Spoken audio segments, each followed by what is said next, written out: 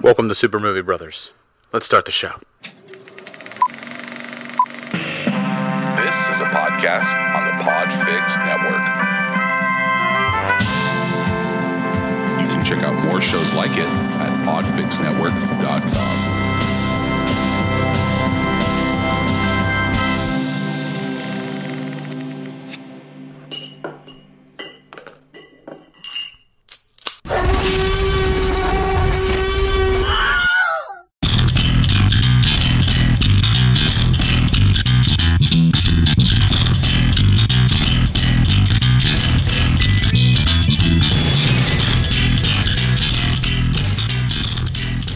Welcome to Super Movie Brothers. I'm your host, Super Movie Brother Dave. I'm your host, Super Movie Brother Jay. We got... You know what I got, Dave? What do you got? Kind of embarrassing, but I gotta say, I got a zit right on the bottom of my ass cheek that is giving me a pain in my ass, literally. Neutrogena in the shower, like face wash for your face. Use it on your butt cheeks, too. I guess I was... Most people don't ran know a little this. too hard on that treadmill and just kind of rubbed those cheeks the wrong way. I don't know. They usually come from sitting down, not actually doing it. Probably. Working all those doubles. Most people don't know this, but the skin on your ass is very much like the skin on your face. And it has So it's very thin and vulnerable. It has to be taken care of in much the same fashion. Nice tip. That's right. Nice tip. See, you can get your hygiene tips here in Super Movie Brothers podcast as well. That's right. Neutrogena on the butt cheek. Make sure you do that. And guys, shave your butt cheeks if they're a little hairy. You know, I mean, no one wants to see your giant man cheek bush. There's plenty of great man grooming tools out there in the market nowadays. And it's just for Christmas. Don't be shy. Just in time. Ask your lady for a grooming kit. Yes. And we are not getting paid for this sponsorship. Something tells me she'll appreciate that you want to groom yourself. Yes. You're putting an effort in for her. So this week, me and Jay didn't do a whole lot except for Friendsgiving was this past weekend. That is where me and my wife attempt to prolong the Christmas holiday from coming as long as possible, and we have a second Thanksgiving feast the week after Thanksgiving. I'm all behind this holiday.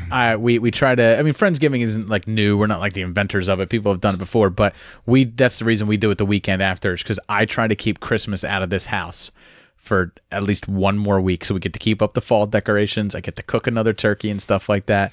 And the turkey I started brining on Wednesday night. I basically boiled the brine and got everything ready, and then had to have it cool. Thursday morning, I put the turkey in the brine, took the turkey out of the brine on late Friday night to let it dry out for 12 hours before it went into the oven for 5 hours, and then we could serve it for Friendsgiving. Yeah, it was fantastic, and I love the way it looks. Man, it has an awesome, great dark amber kind of color to it. Yeah. It's a brining recipe that I use beer with. I usually use dark beers. And for the past 3 years, I've been using Arrogant Bastard Ale. So when you take it out, and what really gives it that color though is brining it and then drying it. It's not so much the beer like caramelizing on it and stuff, although that is to an extent because there is beer in the baste that I'm using. When I baste it, I put beer and chicken broth at the bottom of it, and then also the turkey's own juices when you baste it. But it's because we dry the skin out for 12 hours in the refrigerator before it goes in. So drying the skin out is what gives it that dark, crispy look to it. And yeah, it was fun, man. We just we had dinner. Everyone brings a dish, a dessert or a side dish. I do the turkey. Lauren does the side dish, and then we burn shit until ungodly hours in the morning, and then drink by a fire. Yeah, it was a cold night, and we were you were definitely just fueling that fire all night long, finding any possible piece of wood possible, because you really ran through all your wood. Yeah, well, Lauren bought me birch wood, and then she stored it in the shed, and our shed is extremely dry. So when she bought it like 2 or 3 weeks ago, so it sat in our shed just drying out. So by the time it hit the fire, it was just gone. You put a stick on, gone. So yeah, I started burning any wood that I could. It was a lot of fun, and we had such a great selection of beers and you told embarrassing stories about yourself. I told embarrassing stories about myself. It was yeah. Oh god, it's coming back to me. It was 2/3 of my bachelor party were what was left by the fire by the time everyone left. Yeah. It was me, you. our friend Dugan and my brother-in-law Sam that were left by the fire and until 1 o'clock in the morning. But it was a good time. I always love doing Friendsgiving, and of course, I always overbuy beer. Like I'm always like, do we have enough beer? Because we had like 20 people here, and 3 different cocktails. Yeah. Oh, that's right. Of our movie cocktails. I did have 4 different cocktails. Was it 4? Because I made a few. Gremlin Guts smoothies, which is a cocktail we haven't released yet. So all the ingredients aren't out there yet, but I did have that for everyone to try. And overwhelmingly, the one that went over the best with everybody, because a lot of our friends are bourbon drinkers, was Thorny's Maple Mustache Ride. Right. Everyone really seemed to like the Maple Mustache Ride. In fact, the McCready's blood test from the Thing episode, I still have about half of that one in there, and the Mimosa Raptor I forced my brother-in-law to finish because it has sparkling wine in it, so I can't let it go flat or else it's not going to be any good, so I made him drink it. All right. Yeah. He's like, you're going to force me to drink? Sure, whatever. So it was a great night. We still have about probably at least 30 beers left over because we buy 224 cases and an assorted 12 packs and stuff. I might be popping over for a random visit every time to time. That's fine because that is so much beer. Like I love beer, but I can't drink just that the much. Storage of it all, just holding it. Yeah, you don't have enough space. We have 2 coolers sitting in the backyard with beer in it because it won't fit in the fridge. There's so many leftovers in the fridge because nobody takes shit home. And I'm like, no, please, I'll give you all the Tupperware you want. Take whatever you want home. I don't care. Get it out of here. But no, I mean, and then the next day I made next day Thanksgiving soup. I took the carcass of the turkey and I put a bunch of I saw it tonight. It looked great. Yeah, it was. I actually like the next day soup better than I like just the actual turkey and everything. I love doing a next day soup. It's good. So Jay, what did you watch this week, man? Well, believe it or not, everybody, I'm not here. I don't know where I could be. I must be out. Or I pick up the phone to leave a message at the beep. Believe it or not, I'm not here. For some reason, you saying "believe it or not" just reminded me of that. That was perfect. That was perfect. Perfect segue. Went to the movie theater. Saw a Pixar film, everybody. All right. And not by choice. And a 20-minute Frozen short. Oh, my God. So before Coco was the movie I saw, I had no idea. I'd never been to a Pixar film before in theaters, but apparently they usually drop little short feature films before the film. 7 to 10-minute shorts is what is normally there. But still, a short. And they're usually shorts made by Pixar. This was a film made by Pixar Disney. With a Disney Animation Studios film before it. And you can tell drastically the lack of quality compared to Pixar. So, first off, you got angry because you thought you were in the wrong theater. I left the theater and went to the management and was like, what the hell am I watching?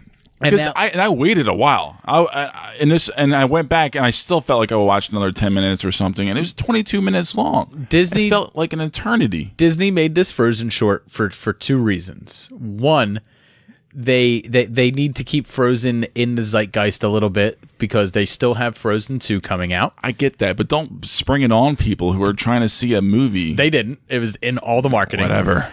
Then they also need to sell more Elsa and Anna dolls, and so they had the Frozen movie, and there's only just in time for Christmas. There's only so many outfits that the girls wear in that movie, so most of the girls already have those dolls. Logan already has those dolls with those outfits.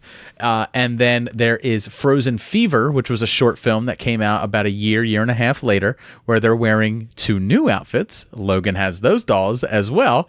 And now everyone has those dolls too. So you have to keep selling toys to kids. So you have to make a new Frozen short so that you can come out with a whole new line of Frozen toys for little girls where they all have new outfits on. Okay.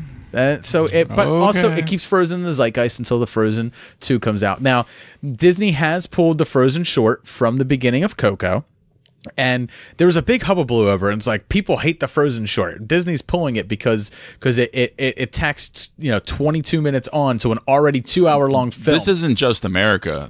I know I read Mexico as well. Right. Also had a huge uproar about it. Right. So it's 20 minutes of trailers before the film, and then there's also a 22-minute Frozen short, and then Coco itself is 2 hours. So you have almost you have practically 3 hours and you're asking kids to sit in the theater that long. Yeah. But to be fair, Disney has said since the beginning that for 2 weeks they will have the Frozen short playing before Coco. After that, it's gone. But now everyone's treating it as if Disney's pulling the Frozen short because everyone hates it. And it's like, well, no. And they've always said the Frozen short will play before Coco until December 8th. It's only the first 2 weeks that Coco's in the theaters that the Frozen short will be on there. Granted, it's unfortunate for Disney that it's had such poor reception. But I don't think they felt Coco was strong. I don't think Disney felt it was strong. It wasn't anything that you could that kids would immediately see and go, I want to see that. Where adults can see Pixar and go, oh, we're going to enjoy that. I know my kids will enjoy it, but there's nothing about it that immediately grabs a kid and says you have to drag your parents to the theater to see this. I kind of understand why, but I think after watching the movie you would think differ, right? But the trailer because it follows a boy and Day of the Dead and stuff like that. Kids don't know that, and kids don't see. Oh, it's a Pixar film. Parents see that it's a Pixar film and know that there's quality behind it, but kids don't. No, and you only get parents. Get parents to the theaters for two reasons: either it's a rainy weekend, you want to shut your kids up, so you take them to the theaters, or the kids are begging you, or the kids are begging the parents to go. So how do you get kids to beg your parents to go? You throw them something that they do know and that they do understand, and you put it in front of the movie, and then you get them there for what they really should be there for. Well, look, I get it. I just felt like I was blindsided like no other because I never heard of this before. Because you don't watch the marketing for animated films. Not at all. Of course not. Everybody knows I despise that shit. But however... Yeah, so what did you think of Coco? So this follows Miguel, a young boy who is actually a really big music lover, while his family actually forbids it and forbids him to have any kind of musical, interaction whatsoever because they just kind of forbid it throughout the whole family line. So it's a Footloose situation. Does he get real angry? And does he gymnastics dance through the abandoned warehouse? The family makes shoes for a living. You gotta cut loose. Exactly. Foot loose. Kick off your Sunday shoes, please, Louise. Please. And this is leading Jack, up to... Get back! I was waiting for you. Sorry. So this is leading up to the Day of the Dead. Everybody cut! Everybody cut! Everybody cut! Everybody cut! Sorry. He learns more about his ancestors and their stories and their backgrounds, and he magically enters the land of the dead in search of his great-great-grandfather in order to break the curse. So, it's a great adventure story that has a lot of twists towards the end as far as, things like that. But it is absolutely gorgeous and a lot of fun with really, really great music. I do enjoy this music throughout the whole film. It's really, really fun and cool, and it has a great homage to just great Spanish guitar. Homage. Thank you. Silent H. Thank you. I love Spanish guitar. Since Vicky Cristina Barcelona, my God. That was your first experience with a mariachi guitar, like no, not mariachi, like the sexy kind of Spanish guitar, like that's not mariachi. Just it is literally like Spanish. I think a mariachi is like a four guys in a big ass hat, just kind of like big ass mustaches. How do you not think of Robert Rodriguez's El Mariachi? With Antonio Banderas, he is the El Mariachi. He's the guy that travels around with his all right. With his case that is an assault rifle. I'm sounding a little too American right now and not knowing shit right now what I'm talking about. Jay's just already pumping down money for Trump to build that wall. Not at all. This really has a strong message, of following your dreams and keeping your family together and keeping your ancestors' memories alive. Everything you want to tell young kids until they get older, and then you're like, don't follow your dreams, just do whatever makes you money. Until you get of age. Until you get in high school and you learn the real world is just, all about dollars and cents. Yeah, I want to take like every junior in high school, sit them down and go, fuck your dreams. Your dreams are dumb. What do you want to do? Dave would be the first one to tell you. Yeah. Oh, I want to start a multimedia. It's dumb. Stop. Are you good at math? You're an engineer. Yeah. Why? Because it makes money. Yeah. What are you? You're good at talking? You're a salesman. Get on Wall Street, kid. Get in radio. Get in podcasting now. Don't do that. No, that's what people who failed at their dreams are doing. Hello, we're Jay and Dave. We wanted to do more with our lives, and now we just talk to all of you on a podcast. We're not sad. We're making lemonade from our lemons. And we're not even making money.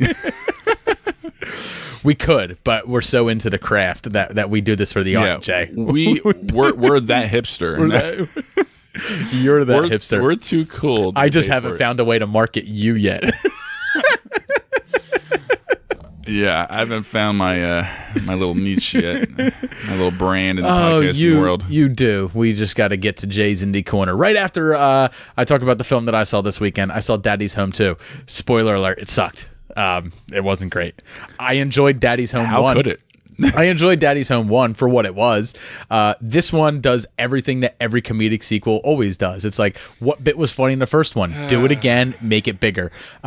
Take some of the side characters, increase their role here, and then finish it off with a little bit of a schmaltzy but still comedic ending. And you got your recipe for Daddy's Home 2. But I will say this. I really enjoyed Mel Gibson in the film. He's the absolute best part of the film. I could see that. I could definitely see that. Him and John Lithgow to an extent. But John Lithgow's character goes too far. He goes overboard. He goes the Will Ferrell route, which makes sense. A little extra corny. He goes like too far, like Clark W. Griswold, like too far. But where that works in National Lampoons, that doesn't work here because no one else is going that far. Like him and Will Ferrell. It's like, it's just too much. Yeah. It's too much. Yeah, I can see that. But Mel Gibson, loved it. I loved him in it. I thought Mel Gibson was the best part. And I'm sure he had a lot of fun on that set. I guess.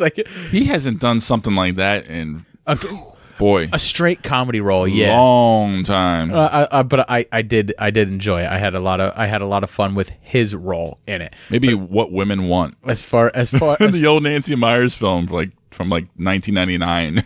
As far as the rest of the film goes, man, wait until it's on DVD, and since it's a holiday film, wait until next Christmas season when it's streaming on Hulu for free and watch it then, because it's a holiday film. Other than that, there's no reason to watch it. Yeah, I thought it came out a little bit on the early side, but whatever. The weekend before Thanksgiving, it's a little bit early for a Christmas film. Yeah, but I guess they're trying to bank on both holidays, like a 2-for-1 I think they're trying to bank on the fact that that this movie would only exist without the competition of other holiday films that people might want to see more than this.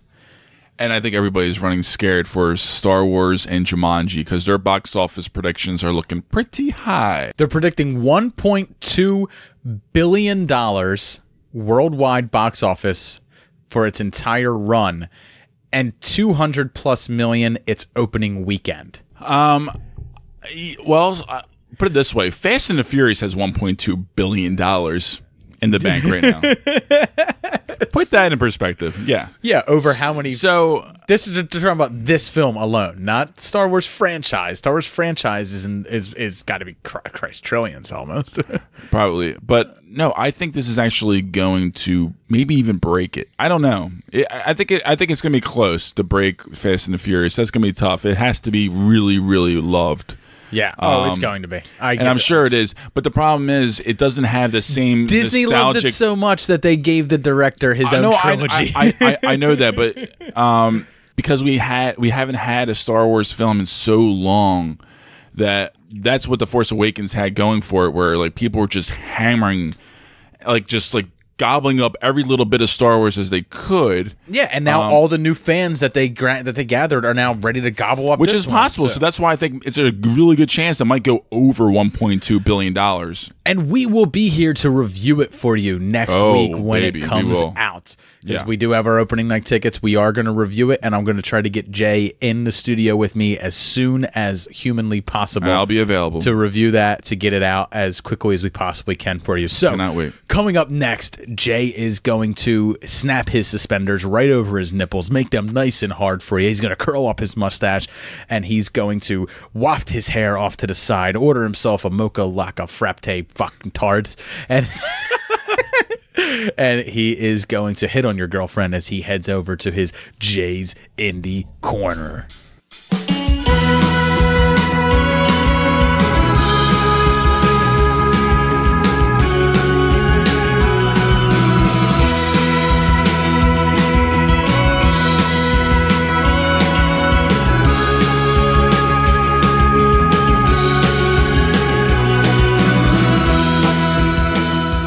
Welcome back to Jay's Indie Corner. Jay's got a little indie ditty he wants to share with you. Jay, what's your indie film this week? Ladies and gentlemen, Mississippi Grind. All right, so my fake synopsis for Mississippi Grind. Mississippi Grind is the story of a 1950s dance craze that took across the entire nation, just like the Bristol Stomp, the mashed potato, the alligator. It is the story of a young couple who gets themselves on a southern version of the American Bandstand, and they do this crazy dance in front of everybody that they dub the Mississippi Grind. And when other people down south see it, these two become ostracized by the rest of their community for such lewd and outlandish public displays of affection such as that. And then these two have to go on, have to pretty much go on being shamed as the whores of their town for their Mississippi Grind, which leads to the Mississippi mudslide in the bedroom. Naturally, the first time they try anal, and it doesn't go well. No, she didn't. How can it? She didn't purge herself before it, so it becomes a Mississippi mudslide. Thus traumatizing our young male protagonist for life. And our audience listeners, yeah. Jay, what's Mississippi Grind all about? This 2015 film is written and directed by Ryan Fleck and Anna Boden. They are the upcoming Captain Marvel directors. So check them out. They have some interesting work. They've done Half Nelson that we both love with Ryan Gosling in it. And they have this great little gem as well. In true Marvel fashion, taking lesser-known directors, indie directors, television directors, and giving them huge, major, million-dollar properties to play with. Yeah, I mean, another and they bring those a twosome director, you know. But they bring those. What they do so well is they bring that small sensibility to it, and they apply it to a large scale. So you get these awesome little character pieces, which works well for Brie Larson, who comes from an indie background. You know, The Room. Yeah, or was it just Room? The Room is something completely different. Room. Don't compare the two. Oh, hi, Mark. Oh, hi. Anyway, Jay desperately wanted to watch The Room for his really indie corner. He was trying to jump on that bandwagon, but he didn't want to pay the $17.99 on the website. And Jay, I don't want to. He's just. I would like to say he does it out of moral reasons, but it's not. He can't figure out how to bootleg a film. I am so legal. I watch in films. It's just atrocious. So anyway, I'm on iTunes renting movies. You know, $3.99. Oh, purchase thumbprint. Oh man! But so this film, it follows a down on his luck gambling deadbeat played by the great Ben Mendelsohn that we both love, who comes across a young charming gambler himself, Ryan Reynolds. Look at that dynamic twosome, huh? Yeah. Ben's character kind of sees him as a weird, like, good luck charm of sorts, and they kind of go on a road trip, kind of going down the Mississippi, going towards to end up in New Orleans to get back all the money that they've lost. Nolans. And it's just a very heavy character study. It's a good watch. It's a fun watch. It's really just a lot of interesting flaws and things to it, but it is, again, a very heavy movie as far as shining a light on the gambling and the depressing aspects of that. Ben Mendelsohn and Ryan Reynolds? Yeah. It seems like the 2015 version of The Odd Couple. They really have good chemistry. God. It works. I'm telling you, it works, especially for these kind of characters. Very. You would see in the movie. Mildly intrigued. So since they're gambling, who gets their hand broken by the by the loan shark. Yes, eh? But it's really fantastic in all the right ways. It's so much fun. It's really, really realistic and depressing, as I said, because it's about the never-ending hole of compulsive gambling. And these two actors are fantastic together, and it's worth taking the journey down the Mississippi to watch this film. Personal fun fact, Dave, I'm not sure if I've ever told you this. I may have. I rarely ever bring this up. But you have a gambling addiction? Well, yeah, not. I feel like I don't, but it was in the making of it. So when I was 18, I kind of intervention time. I was around a lot of heavy gamblers, a lot of older guys, blah blah blah. 18-year-old, very impressed. True confessions from Jay in Jay's Indie Corner. Just very enamored with that kind of world and kind of saw a little too much, a little too early. So I got into saw rounders, and you're like, "That's me. I can do that." Well, all I did was sports betting. I'm a grifter, baby. I golfed with this bookie guy, and for some reason, I guess he thought I had money. I didn't really. Because you dress like you have money, you fucking idiot. Stop dressing like you have money. I always have my whole life. Wear sweatpants every once in a while. That feels so weird.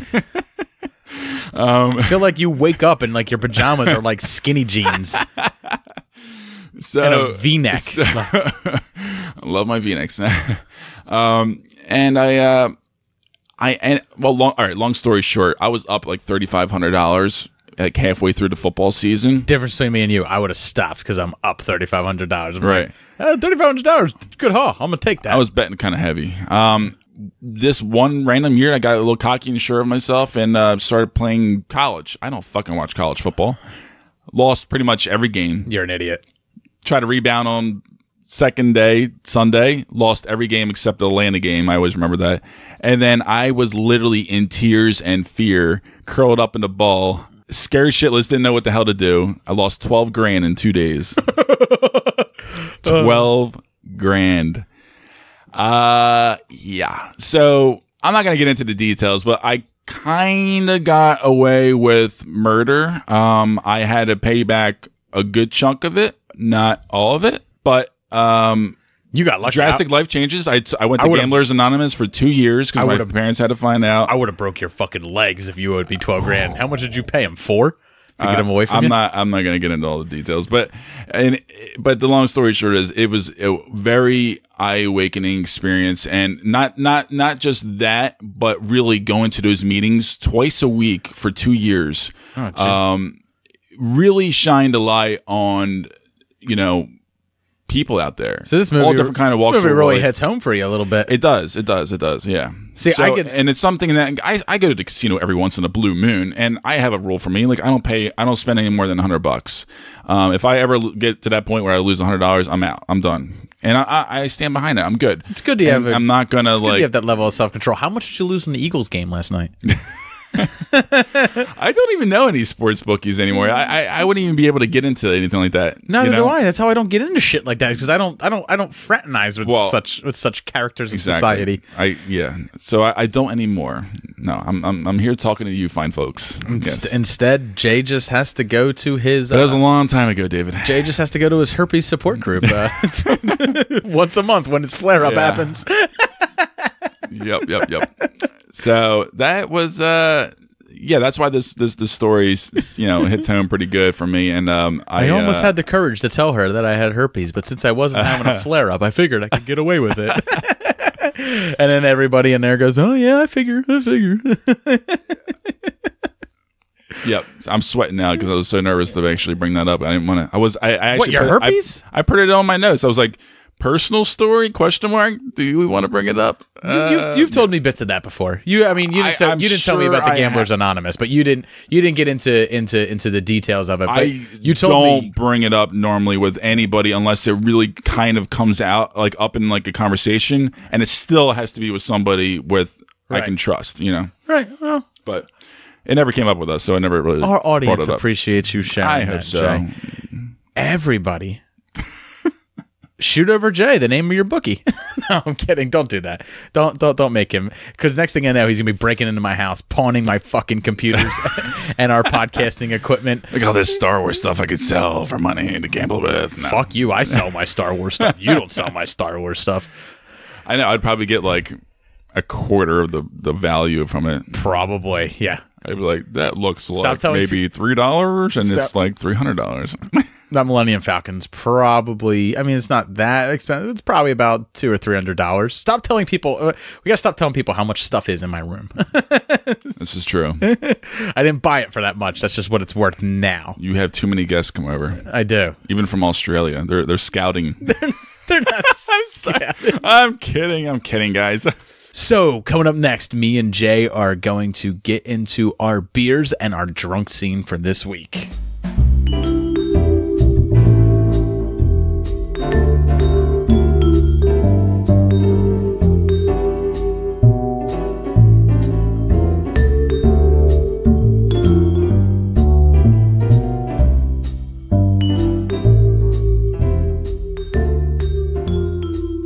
Welcome back to the beer segment. Me and Jay got 2 beers that we're going to review for you. But before we do that, of course, we got to get into our drunk scene. Absolutely. Whoa, whoa, whoa, whoa. What the hell you think you're doing, boy? Get that nigger out of here.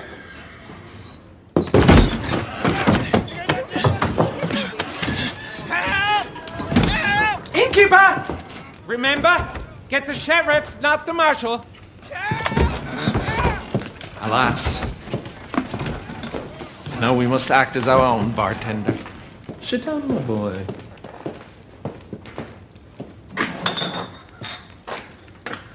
What kind of dentist are you? Despite that cart, I haven't practiced dentistry in 5 years. But these days, I practice a new profession. Bounty hunter.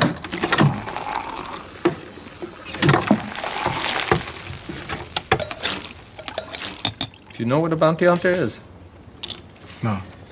Well, the way the slave trade deals in human lives for cash, a bounty hunter deals in corpses.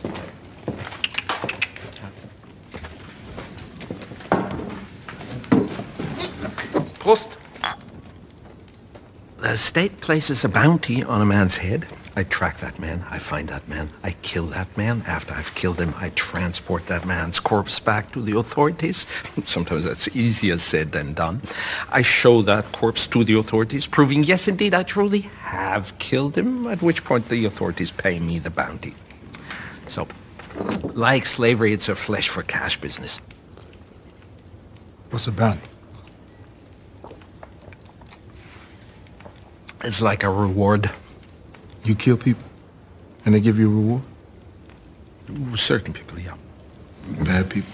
Ah, badder they are, bigger the reward. Which brings me to you. And I must admit, I'm at a bit of a quandary when it comes to you. On one hand, I despise slavery. On the other hand, I need your help. If you're not in a position to refuse, all the better. So for the time being, I'm going to make this slavery malarkey work to my benefit. Still, having said that, I feel guilty. So, I would like the two of us to enter into an agreement.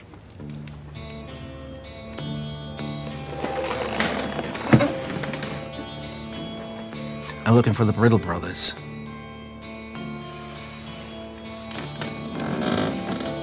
However, at this endeavor, I'm at a slight disadvantage insofar as I don't know what they look like. But you do, don't you? I know what they look like, all right. Good. So here's my agreement. You travel with me until we find them. Where are we going? I hear at least 2 of them are overseeing up in Gatlinburg, but I don't know where. That means we visit every plantation in Gatlinburg till we find them. And where we find them, you point them out, and I kill them. You do that, I agree to give you your freedom, $25 per brill, brother. $75. And as if on cue, here comes the sheriff.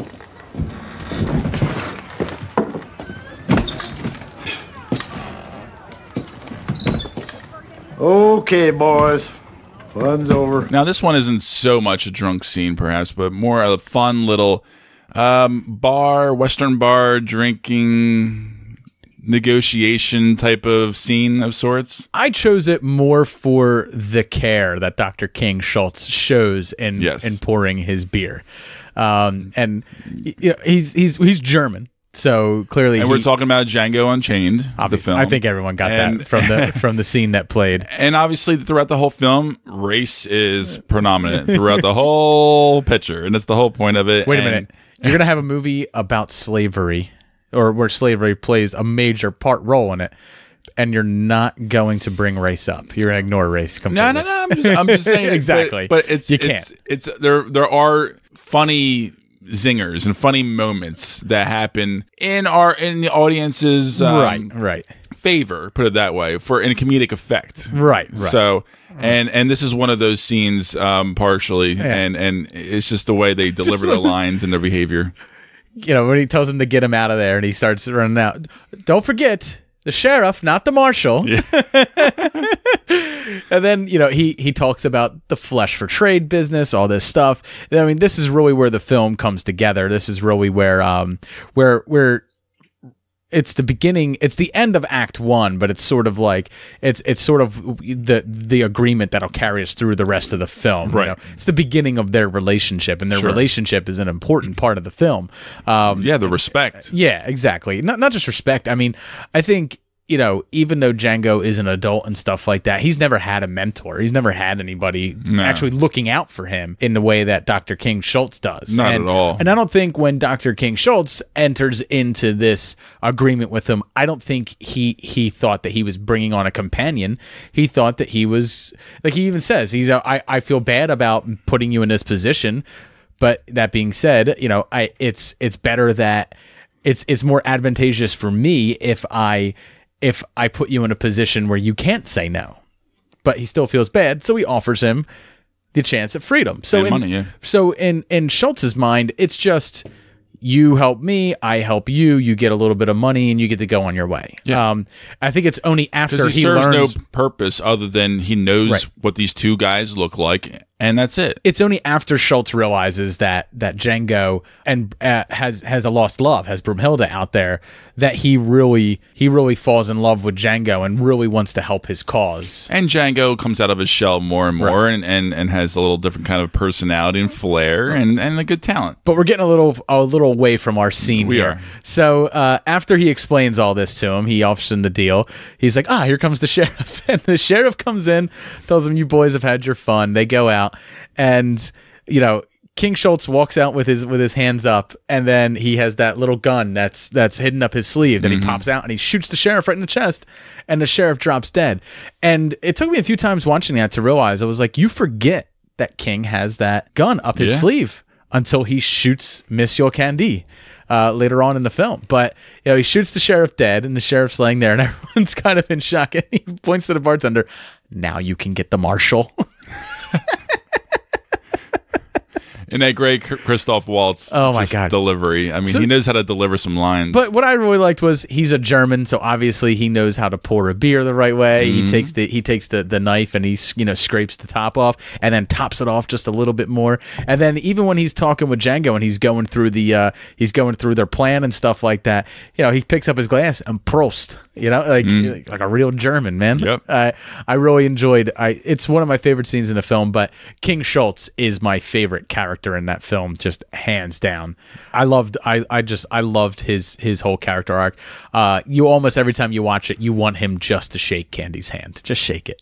Just shake it. Swallow your pride and shake it. And he just can't. There's just no. He's just too proud of a person. To ever shake hands with a monster like that. And it's funny coming from a man who kills people for a living. I know, and it's an amazing thing for Quentin Tarantino to pull off, because it's essentially Django's story and tale, but it's also his as well. And and this is right along with the final part of the film when Leo's character comes into play, and Candy's just chewing up the scenery, and absolutely, and it just in all its glory, and it's fantastic, and it's so good to see that movie end with such a great bang as it did. So let's get into our beers, Jay. I am drinking the Flying Dog Family Drama Imperial Pilsner, a holiday tradition. This beer is 8.4% alcohol per volume, extremely high in ABV for a Pilsner, but you don't taste it. Like, it's not like it has that strong bite, Right. But it is certainly bold, and I really enjoy it. Lauren tried it, and she absolutely loathed it, despised it. I enjoy it a fair bit, and I think it's hard to put it's strange because it's so light in color, but it has such nice little caramel notes. It's very lightly hopped. It's just a very bold Pilsner, just an extremely bold Pilsner is the best way you can describe it. And I love the fact that on the side, there is a kind of like a Mad Libs like on the side. But anyway, this beer, I grade it pretty highly as far as holiday beers go. And as far as Pilsners goes, I'm not a huge Pilsner fan, but this is a bold Pilsner. It's got a lot of great flavor. I am giving this a 4. Very nice, very nice. I have myself the Full Pint Brewing Company Night of the Living Stout, 7.0 alcohol by volume, and it is a pretty basic stout to me. I mean, it has a lot of this is a single malt, and there's a little bit of Cascade elements to it, which they describe a slightly citrus note to it or something like that, but it doesn't make any sense. I'm not getting that. There is. I'm not really getting it much. There's definitely a citrus bite to it. There's something to it, but there's like an ashy aftertaste for it with me. So I loathe that as you do as well. It's pretty gross. I'm not liking it that much, but it's not as bad as other beers that I've had in the stout family as of late. But I'll give it a middle of the road 2.5 out of 5. And the interesting thing about this is that it is from Western PA, which is where they filmed Night of the Living Dead. So that's why they have a Night of the Living Dead stout. And this is not a leftover from Halloween. This actually came out recently. It's with the rest of the holiday beers. So they're just a little late in the game, I guess. I guess so. And one of the things that's interesting is, I mean, I've heard of Full Pint, but I've never really had anything from them. I don't think I have either. They've only recently started bottling, and you can tell because their labeler is kind of like off. Shit. The labels that I got from them when I bought a few of their beers. It's off. For the weekend. Already slightly peeling off. Yeah, it's peeling off and stuff like that. Yeah, their label. Well, good for them. Hopefully they do well. Yeah. But this beer, not going to take. I would like to try more of your beers. However, not this one. No. Never again. And the label's fine. It looks all good, but the quality is shit. Yeah, we bought that for me and Lauren because we review The Walking Dead over on TV Ate My Brain for Core Temp Arts, and these were supposed to be beers that we drank while watching The Walking Dead last night. We opened up one, and I tried it, and she tried it, and we both didn't like it, so we just split it to get it over and done with. And I was like, I'm not drinking it. It's going to be a J review beer. Yeah. I'm going to screw him with that one. Well, check us out on Untapped, Super Movie Bros podcast. We have a lot of recent beer reviews up there, so definitely check that out. Definitely. And coming up next, me and Jay are going to get into this week's Trailer Park.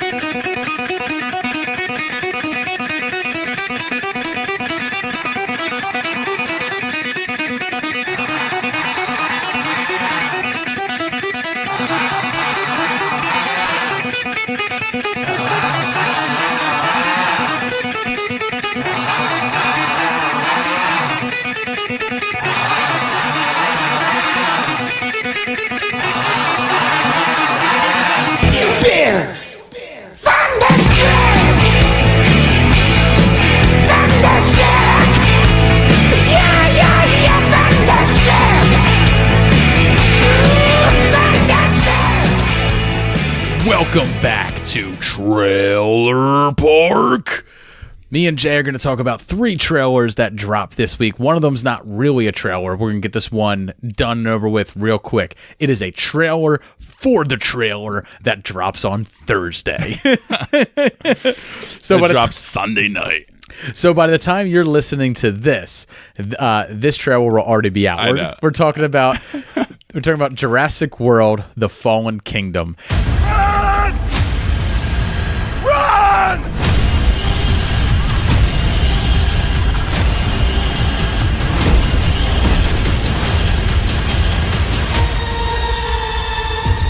They showed on Sunday night, they showed a teaser trailer for it on TV. For the teaser.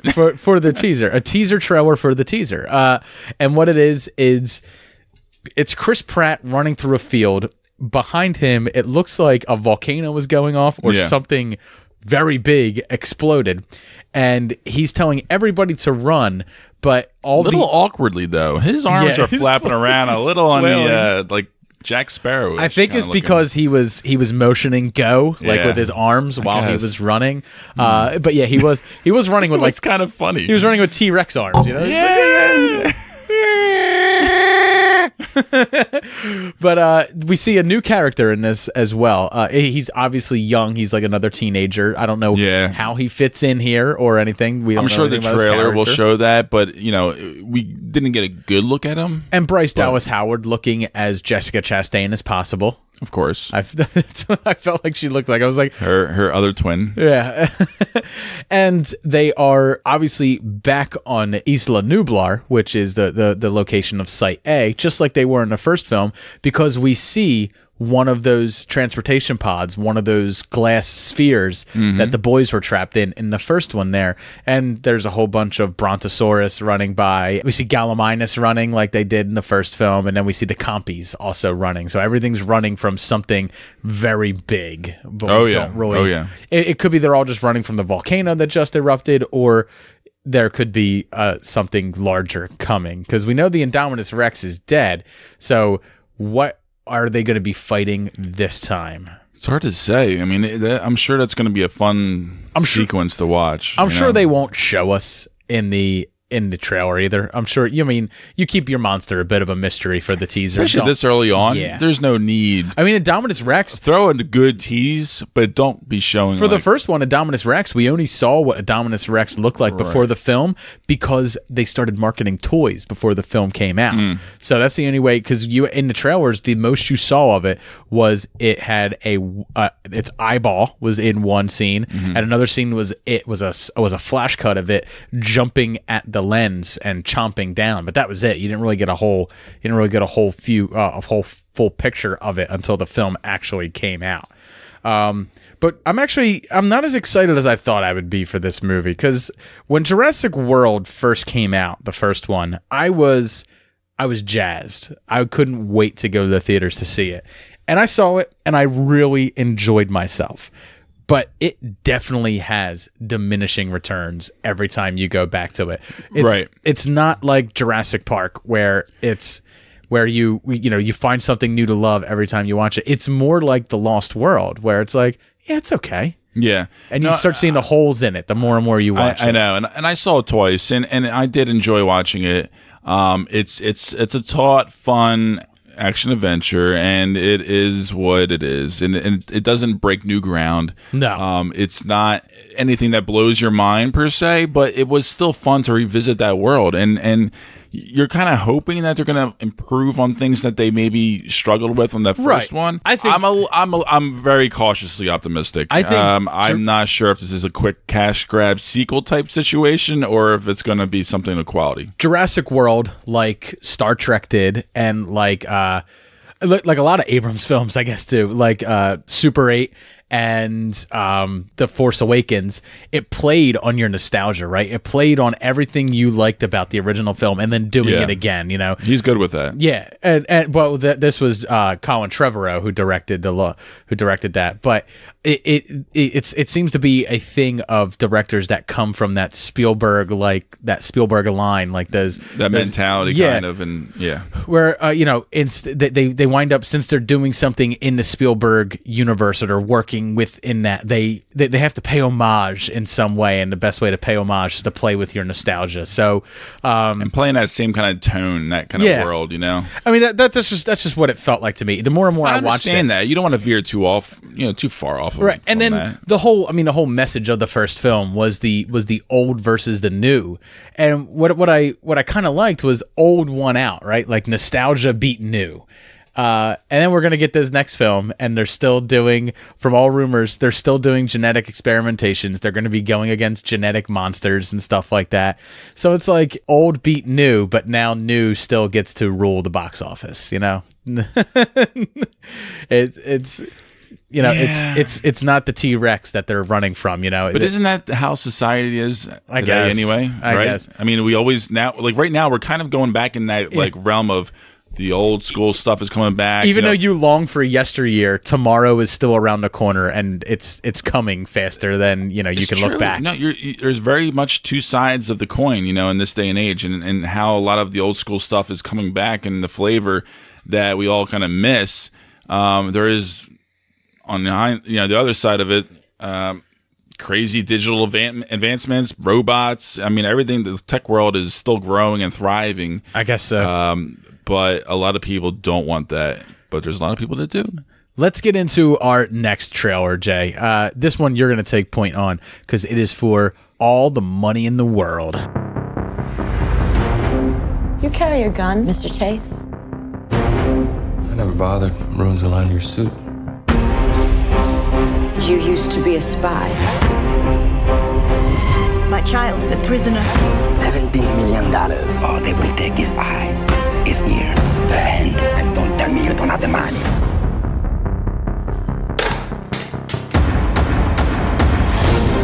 My former father-in-law only buys the best. It's time for you to do whatever it is he pays you to do. Let's hope you're half as good as everything else he's bought. You need to pay the ransom, Mr. Getty. I do not have the money to spare. No one has ever been richer than you are at this moment. What would it take for you to feel secure?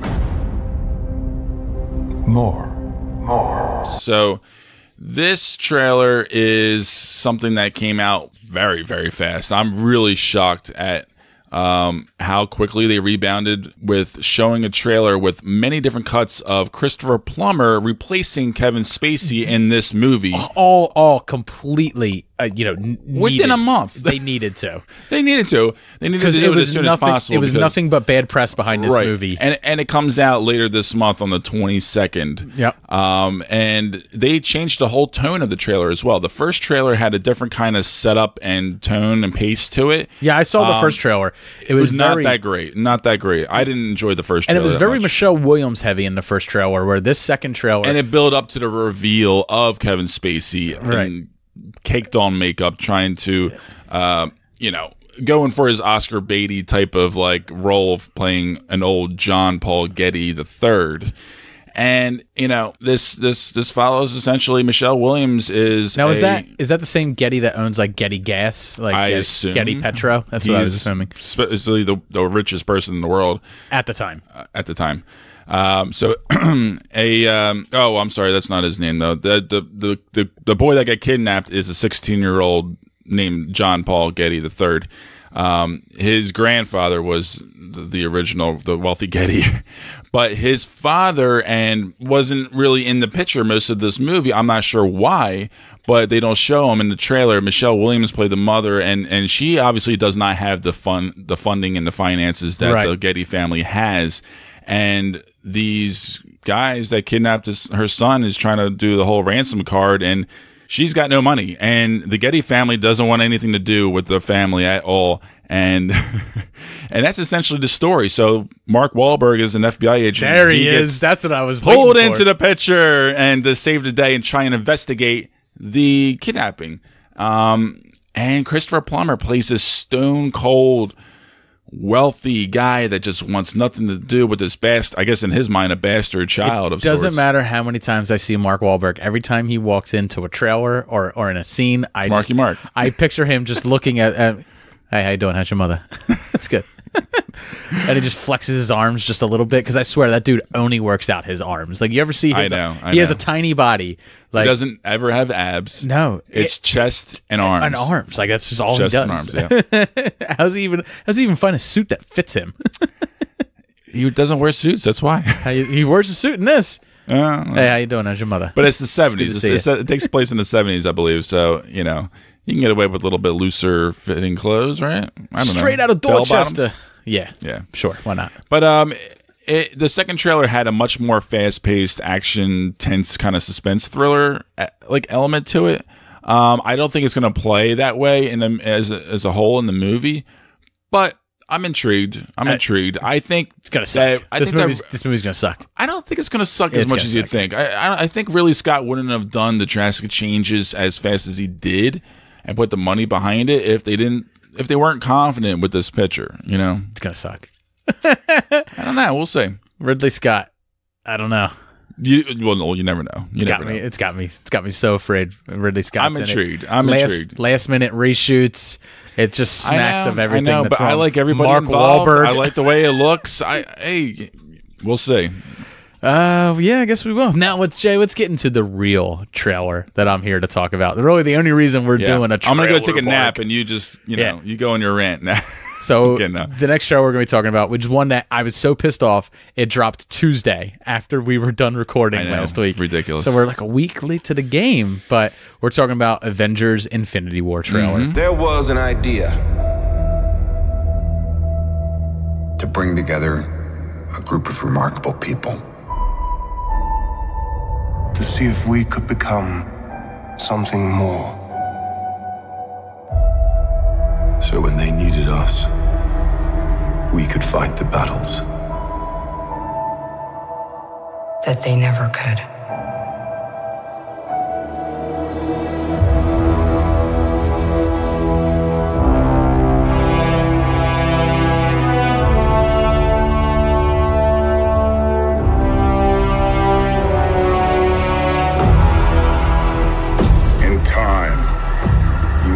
It's like to lose. To feel so desperately that you're right, yet to fail all the same.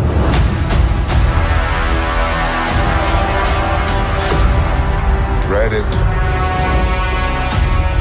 Run from it. Destiny still arrives.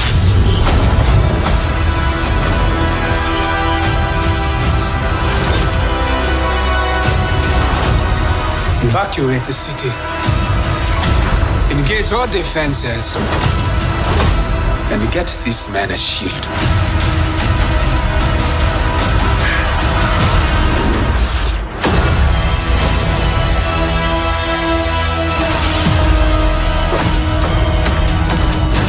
Fun isn't something one considers when balancing the universe. But this does put a smile on my face.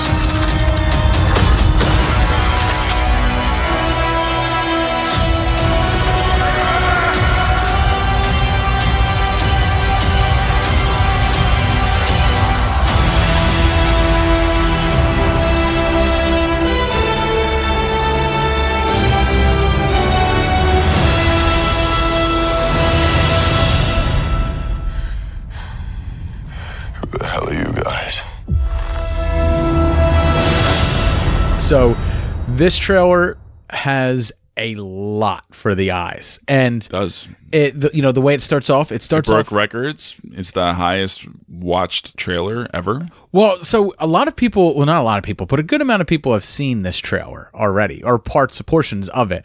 They saw a much longer cut of this trailer when they were at Comic-Con in San Diego this past summer. But this trailer starts off with Samuel L. Jackson's Nick Fury with his voiceover for saying, he's bringing together a team of heroes to come together who can do what no one of them on their own can do. But as he's saying it, the next character picks up to say it. So it's Iron Man, and then Thor, and then Scarlet Witch and stuff like that. And we're getting to like catch up with them. And it seems like, I mean, obviously this is the film in this Marvel pantheon that is the furthest out in the timeline wise. So a lot of them look different. Like Tony Stark still looks like Tony Stark, but obviously Captain America looks very different. Very long hair, obviously the beard. We know the Vision looks different. He looks like a person because Paul Bettany was probably tired of sitting in a makeup chair for 8 hours. It's part of his contract. You know what? Fuck this shit. I'm not wearing that makeup anymore. Hey, everybody show up to set at 10 o'clock. Paul, see you at 5 a.m. Fuck this. I'll go back to the sound studio where I used to just go in and record a voice for Jarvis. Exactly. I'll just go back to that. God, instead, he's the one walking in with his coffee, and everyone's like, "Good morning, Paul," and he's like, "What's so good about it?" All right, I can see him saying it. That's the funniest thing. No, you just sit there and you try to relax while we poke and prod you with all this paint and brushes. Paul has a great sense of humor. Fuck life. Just fuck my life. So, and then we see Black Widow with the blonde hair, and obviously, I think she has the blonde hair because she's probably been in hiding after Civil War.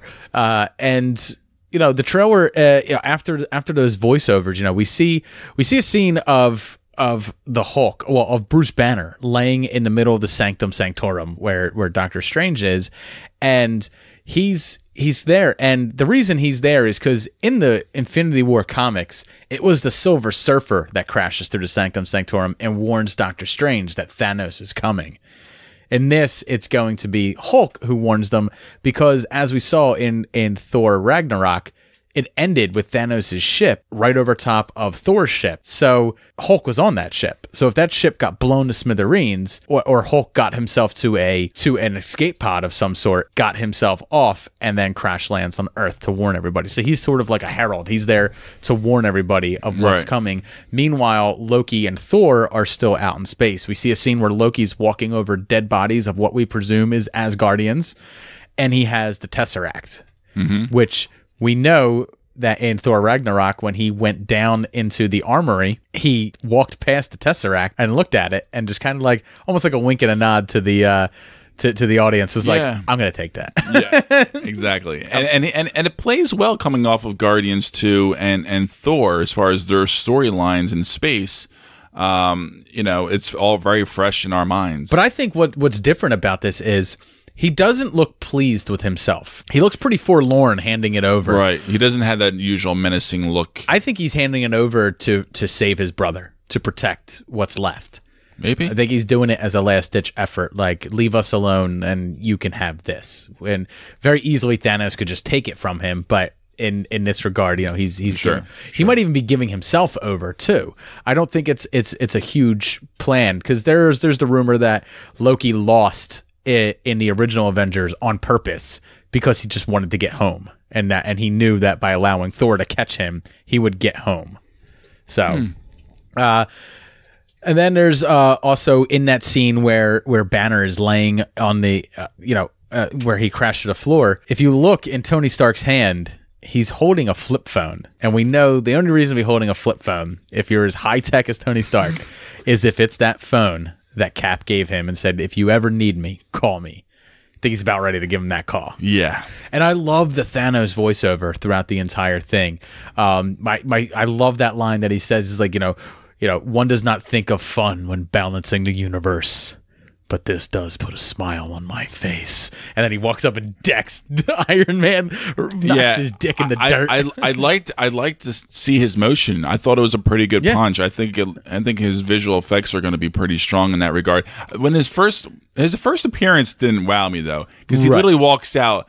There is no change in his face whatsoever. His eyes, nothing really. Well, he's very complete, minimal. and even in the comics, he's devoid of emotion. He's completely emotionless. He is a okay. He's a death worshiper. That's the reason he comes to to Earth because he loves the Avengers because they court death and he wants to challenge them. Not only that, I mean, he's obsessed with power and collecting all the Infinity Gems. Why not? Come to Earth. Right, and bringing death to the entire universe. I mean, that's what he wants to do. He worships death. And then we also see Peter Parker, Spider-Man, sitting on a bus, and his hairs stand up on his arm. I loved it. I love that because you remember the Tobey Maguire films when they talked about spider sense. It was, everything would slow down and get really slow, and we're seeing it through Peter's eyes. Yeah. I like this. I like seeing Peter like on the outside, like his shock of it, and then he immediately looks and sees that giant circle, that Ring of Fire roller coaster in the sky. That's what it reminds me of, the Ring of Fire.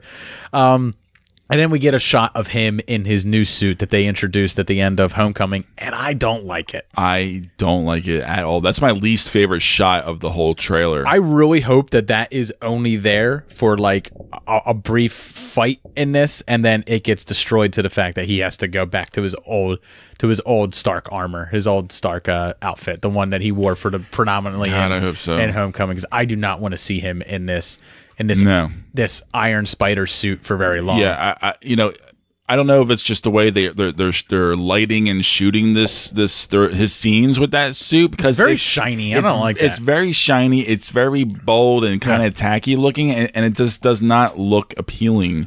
Especially to see over time. I mean, if this is going to be played out throughout the whole movie, that would be atrocious. We also get the scene where Scarlet Witch is kind of like caressing Paul Bettany's face, and we see that he's now human and out of it. So I think that's her. In the comics, she always had reality-altering powers. She can kind of control reality to an extent. So I was thinking that is her using her powers to make him look human. Because he did look a little extra like good looking, you know what I'm saying, like almost like a little like airbrushy kind of look, I can see that, which makes sense because like, he's an older guy. Like we've seen him in movies before. He usually has a little bit more character. He's pushing in his 50 face now, yeah. So and for some reason, I think because of also the Infinity Gem, yellow one, that's right in his forehead, the Mind Stone. The Mind Stone, thank you. I think that kind of helps with them being able to probably do a little bit of like video airbrushing over his face to make him look a little bit prettier. For Scarlet Witch. Yeah. And then, of course, we get T'Challa, the Black Panther, in Wakanda, and we see, we're seeing images of them fighting. They're Thanos' minions, not those four-armed creatures that we see later. He actually has other children, like Gamora and Nebula were, that are fighting for him, and that's who the Avengers are going against. When Captain America, when we see that dark figure in the shadows dodge that spear and catch it and throw it back, that's one of Thanos' other minions that are thrown. That's one of the they've been charged to go out and find the Infinity Gems, what's left of them, the ones that are on Earth. And I'm thinking that because Wakanda seems to be playing such a big part in this, that there's possibly the Power Stone, the only stone we haven't seen yet. It'd be really smart because that's the movie right before this movie, So if it doesn't get revealed there, then who knows where it'll be. And obviously the city's under attack. Wakanda's under attack, and he's like, ready the guards, evacuate the city, and get this man a shield. And Captain America comes stepping out of the shadows, and I was so happy to see him, but he doesn't say anything. No, I'm really surprised by that. No one really talks in this trailer. It's really only... It's very melodramatic. It's really only Thanos talking like the whole time, kind of like narrating. Mostly his voiceover after... it's a very heavy villain piece. After Fury, yeah. And then we see the Hulkbuster armor, but I have a theory about that, and I've seen this theory a bunch of other places, that there's a scene where Bruce Banner is standing next to the Hulkbuster arm earlier, and then now we see someone in the Hulkbuster, but instead of moving around like Tony Stark would, they seem uneasy in it. They're hopping in it like the Hulk would. I think at some point Bruce Banner and the Hulk might not be together, because at the end we see the Hulk running with Captain America and Black Panther and Black Widow, and the Hulk is running behind him. Yeah. But we also saw Hulk in New York earlier. And that's a pretty far to traverse. Now, granted, Quinjets can take you pretty far pretty quick, obviously, since you can leave Earth and in a Quinjet and somehow land on Sakaar. But so it's possible. But I think it might be him it might be Banner in the Hulkbuster armor, because he might be separated from the Hulk. They might be two separate pieces now, which would be kind of interesting. That would be interesting, yeah. And then it's really sad seeing Spider-Man get choke slammed by Thanos. Like a rag doll, you know? I mean, he's so underpowered here. Like, he's just, it's just not. He's still kind of a fish out of water, you know? I mean, he's still such a kid. What do you expect? But there's a lot going on in the trailer. When the trailer starts, it shows a planet, kind of like an orange planet. And some sort of attack is happening on it. You can see like little explosions and stuff. That is home of the Nova Corps, probably. And Thanos goes there probably before coming to Earth to get the Purple Stone from I think it's the Soul Stone from Guardians 1. He goes there to get that stone from Guardians 1 from them before going to Earth. Because when we see him, he has two stones in his gauntlet. He has the blue stone, and then he has the purple stone. And then we know that Loki gives him the Tesseract as well, which is probably where the blue stone comes from.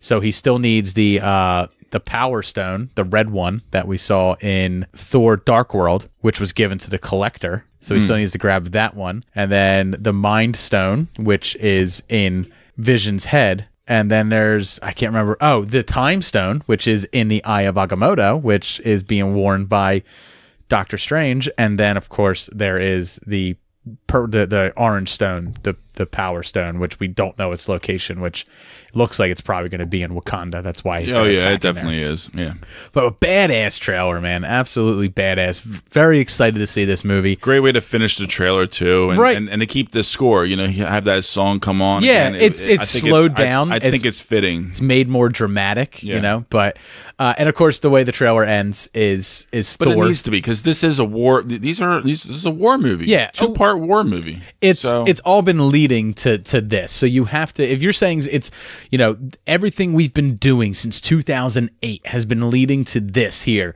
and the two movies that are coming out in 2018 and 2019. Yeah. You have to go out big. And even though it's not coming out until May, it's May 4th, May the 4th, it's coming out, May the 4th. They gave us a trailer that's big and meaty, and there's enough there that it gives fanboys like me and other people who've watched it 100 times stuff to chew on there in the trailer and overanalyze and discuss and talk about, and then talk about online like we're doing to get people excited for it. But not enough that you feel like the story's ruined or anything.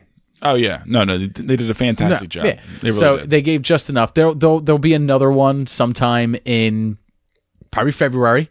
And you can bet that there's going to be some nice little surprises in the movie as well. They're not going to show in the marketing. And it's one of the things I liked was it looks like we're getting a war on three fronts. We're getting Tony Stark, Spider-Man, Doctor Strange in New York, and we're getting probably some others there. And then we're getting Wakanda, where we know Captain America is. I believe Scarlet Witch is there, and I believe that Black Widow's there, obviously. We know that there's a war front in Wakanda as well. Oh, and Winter Soldier's there, by the way. He's in the trailer. So spoiler alerts for Black Panther. Also, Black Panther's in this trailer, so he ain't dying in his movie.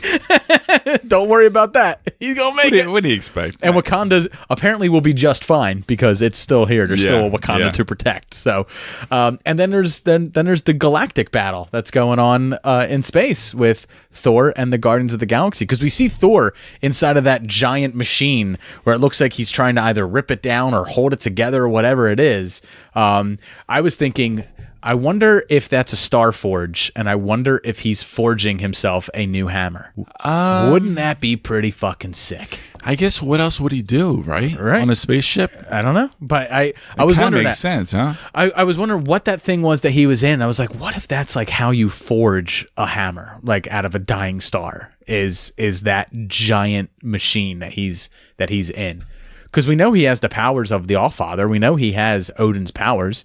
So if Odin could make that hammer, then, you're right. Absolutely. Now so can he. So I thought that was pretty interesting. And then of course the Guardians are there, and we see that Groot isn't full grown Groot yet. This is right after Guardians 2. He is still teenage Groot. So really, really looking forward to this. I know this one went on really long. The one thing I just want to end on is no matter how many times you show Black Panther crossing his arms in front of his chest and popping his little claws out, it doesn't make him look badass. No. Especially without his mask on. It's like, ugh. He just snicked. Wow. Here, kitty, kitty, kitty. I'm gonna get you, Thanos. I'm gonna scratch you. I was just like, yeah, that's not badass at all. You know, when Wolverine, I'm gonna make you bleed. When Wolverine does it, you know, it's like a, you know, giant 12-inch claws. Tell me something. Popping. Do you bleed? It's like 12-inch claws popping out, and like, you know, they're menacing. But when you see this guy do it, it's like,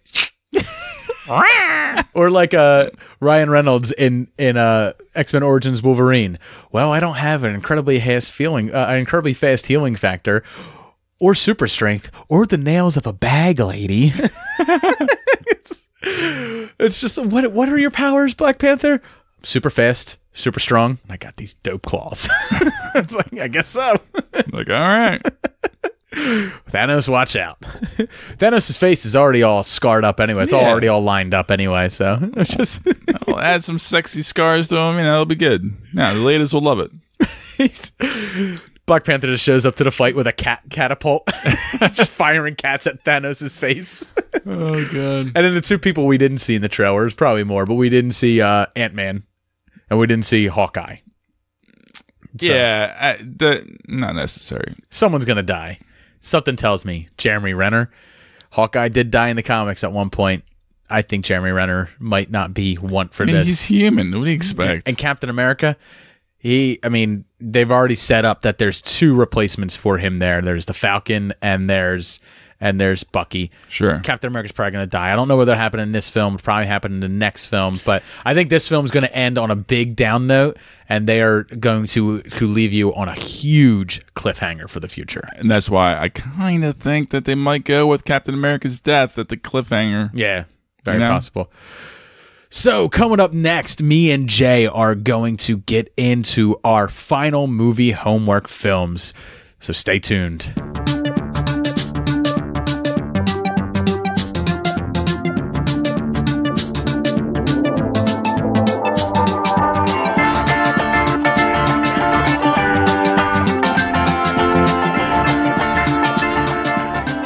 Jay, we've gotten here. It's been a long haul, but It was a long haul for both of us. We are finally at the end of movie homework. Now, to be honest with you, I've enjoyed the films that you have assigned to me.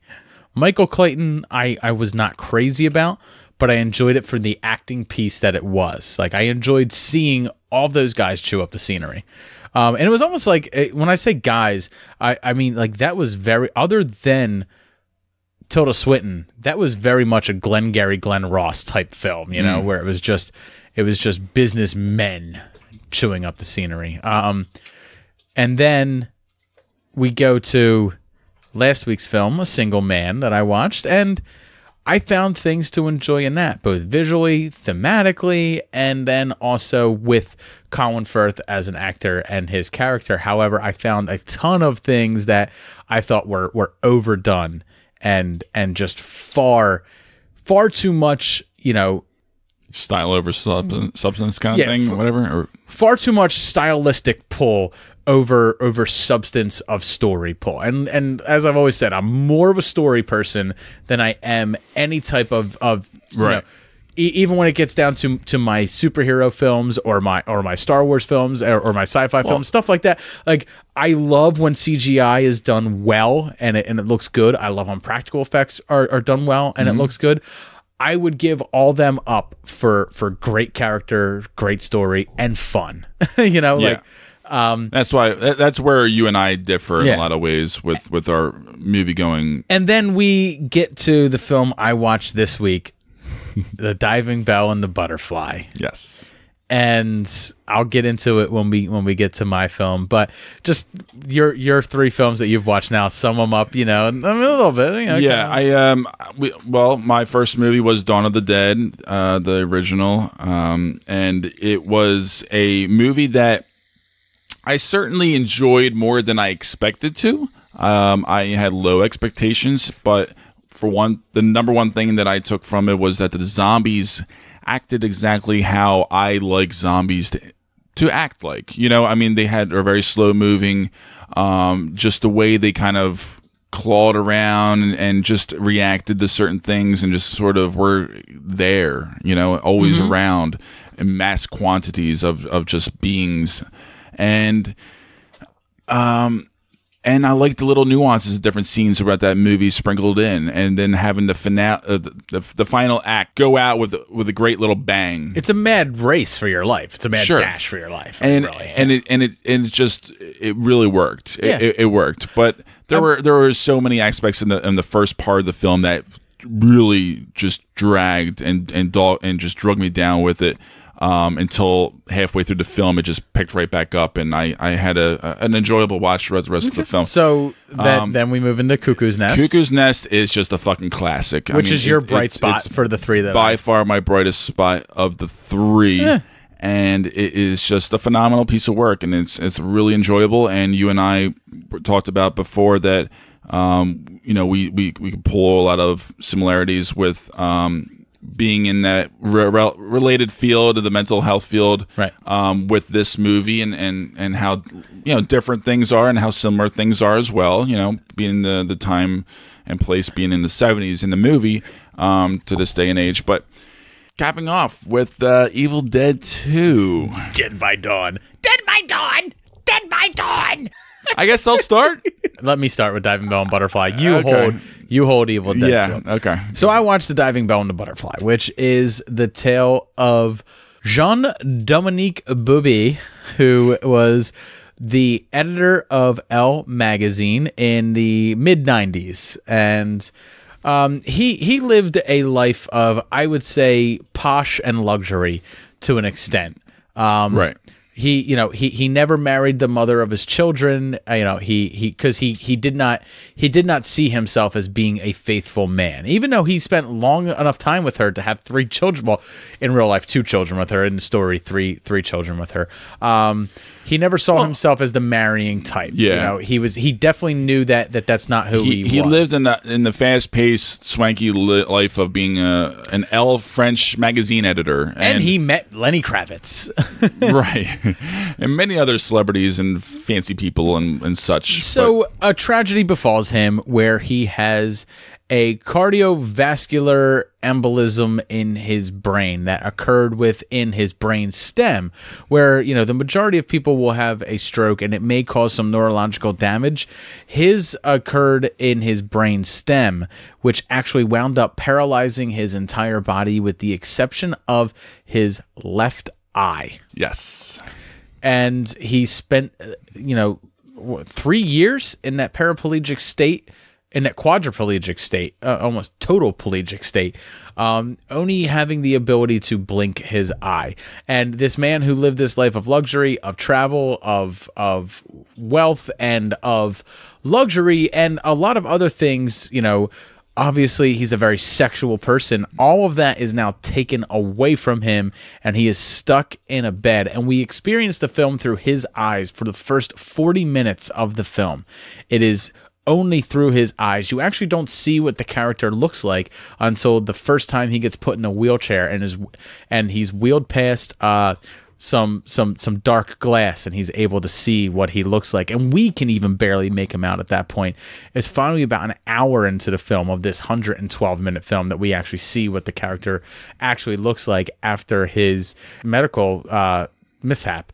And he it's frightening. Yeah. Well, I don't think it's frightening. I think, it's accurate looking. Put it that way. To him, it's frightening.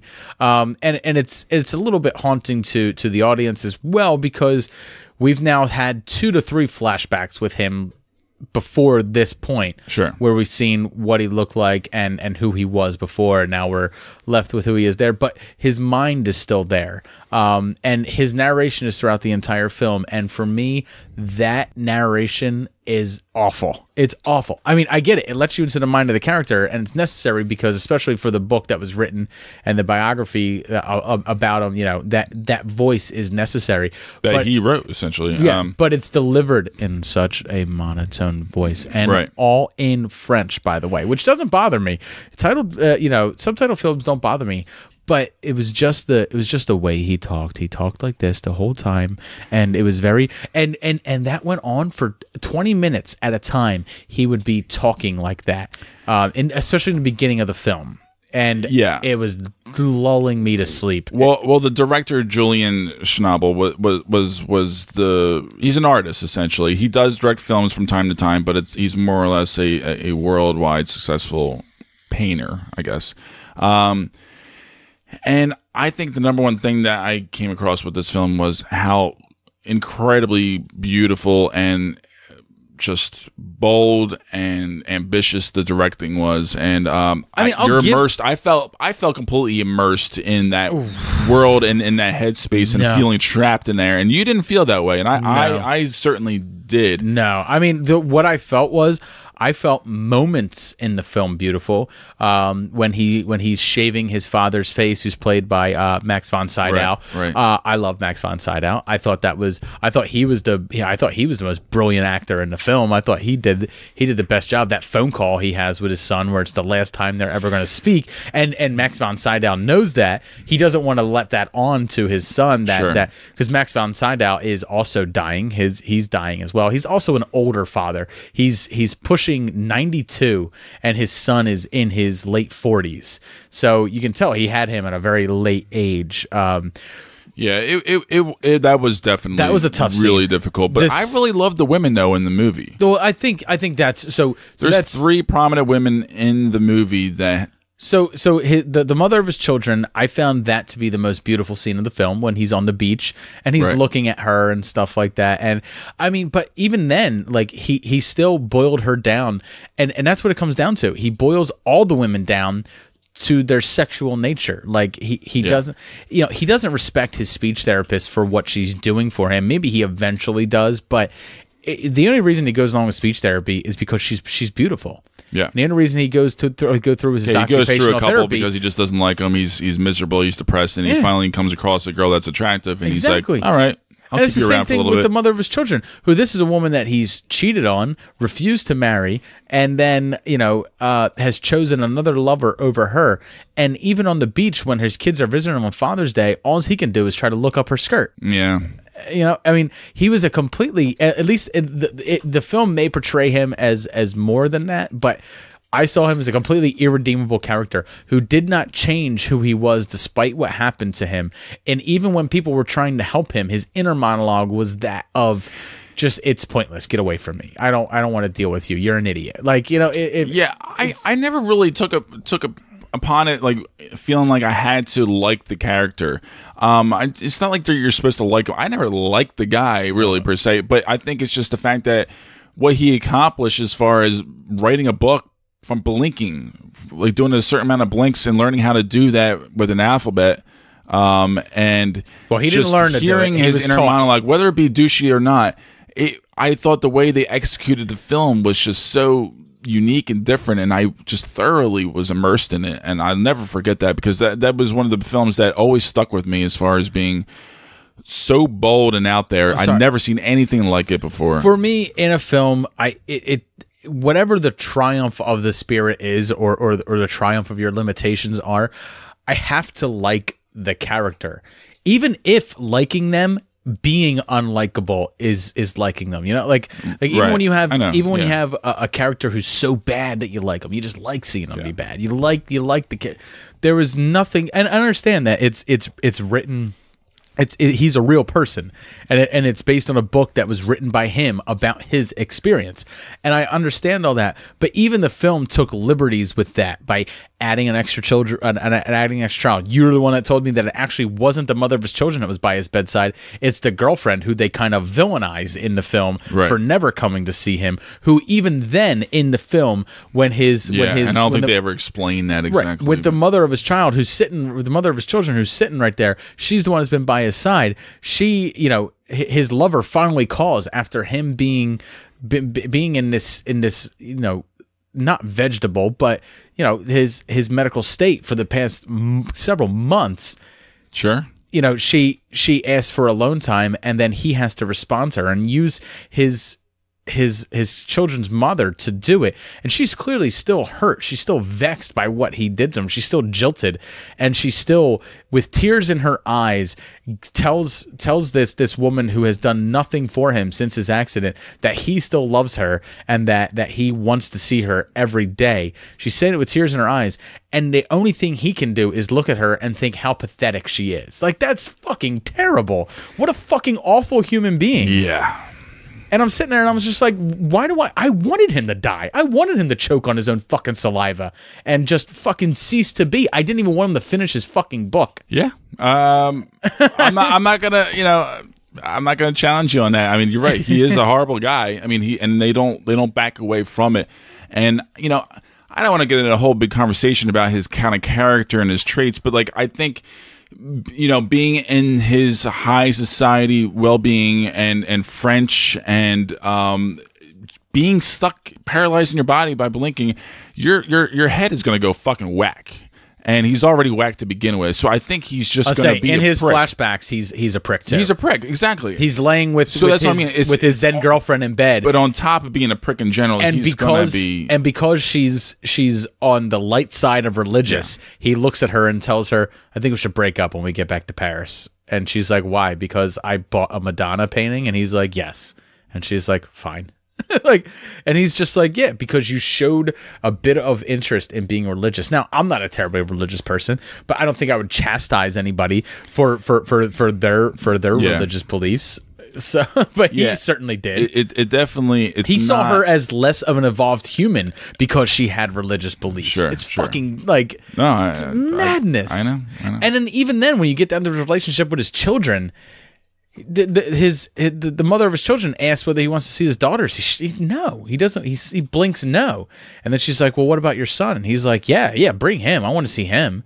And then you see, like in his flashback, when he gives his daughters hugs, and then he's like, "All right, go back to your mother. I'm taking this one to the theater," and he leaves with his son, who winds up, and that's when that's when the embolism in his head, the stroke happens, and in front of his son. But he didn't. It's almost like he didn't even care. And even at times when his daughters are singing and stuff like that, it's not like he's closing his eyes and drinking in the singing. He doesn't care about his kids. And he even tells his father that much, that he doesn't bring the kids around because he doesn't care. He doesn't even see them as his children, really. I mean, they're kids that he had, and he cares for them, but I don't know. I don't see the unconditional love of a parent there. It is a little bizarre, and you say it's a tough watch because of the state that he's in. I think it's not even just that. No, it's also because of his character as well. I think it's a tough watch to see someone be that much of a fucking dick. He's kind of a monster in a lot of ways, And you're right. I mean, normally in most generic films, you would see something like that and then become a redeeming character of some sort. I do praise it for not becoming schmaltzy and stuff like that. It doesn't really. It definitely doesn't glorify who he was, and even his own story doesn't glorify who he was in any way. He does toot his own horn a few times about I did learn to do this, I did learn to do that and stuff, but in the end, those are pretty much triumphs, not of the spirit, but at least of the body. And they were stuff that he was extremely proud of doing because he was told he would never do these things. And but more than anything, for me, it was always the directing. It was always the director, and just feeling like I was there in his head and in his world, and feeling trapped, and I was getting.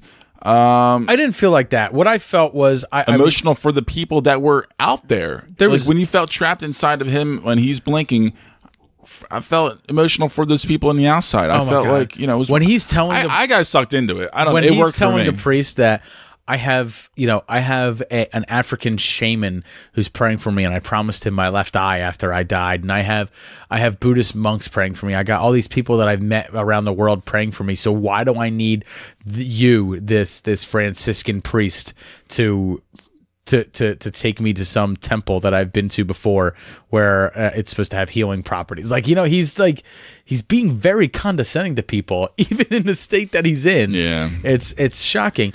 But I will say this, there was very beautiful scenes. Like I said, that scene on the beach I found was beautiful. That scene where he's shaving Max von Sydow I found was beautiful. The phone conversation he has with Max von Sydow is absolutely beautiful. And yeah, I mean, it certainly was filmed in such a way that knew how to frame beauty, particularly in women. What I don't like is that it pretty much boiled women down, because it's all from his view.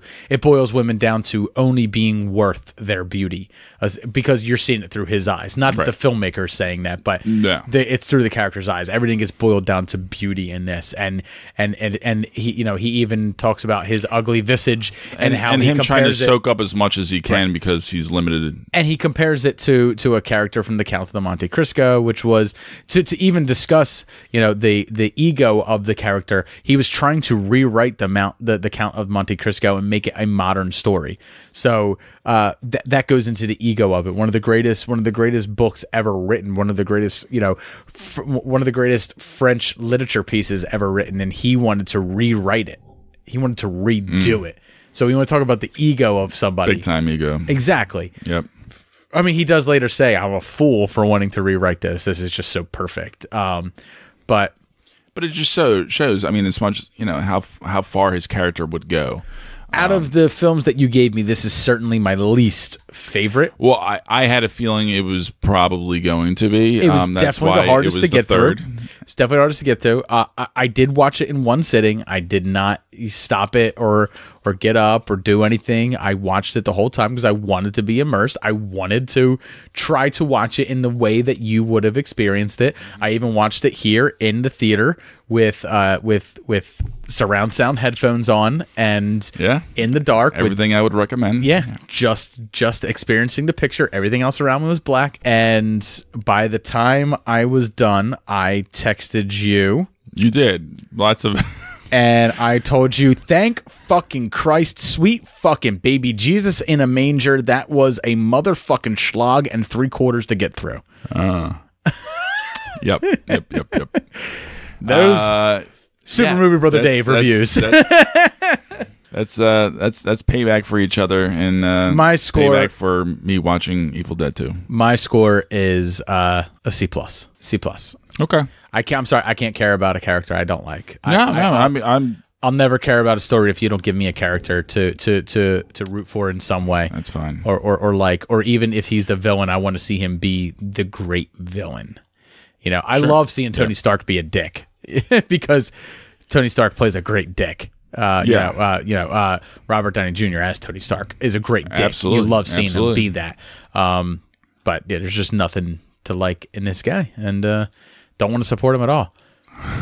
There's even a few times, Jay, where I wanted to pull a J on Movie Cocktail and just IMDb everything and read it through because it was such a slog. I've never done that. Yeah, bullshit. You did. How much of Howard the Duck did you watch? Oh well, come on. How much of Super? Not worthy of a watch. How much of Super Troopers did you watch? How much of Starship Troopers did you? Okay, David. 3 out of the 5 films we've done for Movie Cocktail, you haven't watched all of. Well, they're not my movies, that's for sure. All right, Jay. Evil Dead 2, man. That's all you.